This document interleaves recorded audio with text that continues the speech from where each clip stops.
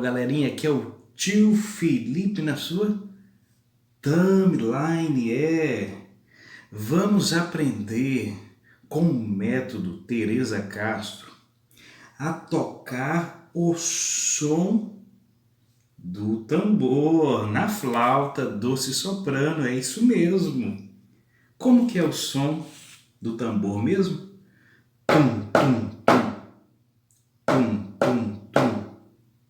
Legal, né? Agora vamos tocar na flauta. Lembrando, cada quadrado amarelo equivale a um tempo, a uma batida. Quadrado branco nós não tocamos. Como assim, tio? É fácil. Tum, tum, tum. Não toca.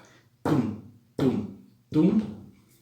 Nós vamos aprender a nota Si, polegar atrás da flauta e indicador na frente da flauta. Vamos lá? Muito fácil.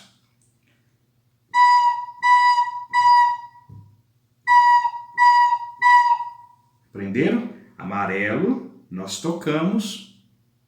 O branco, nós não tocamos. Amarelo equivale a um tempo, uma batida, um tempo.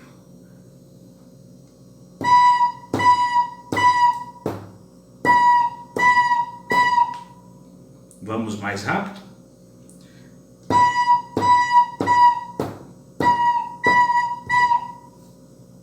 Última vez.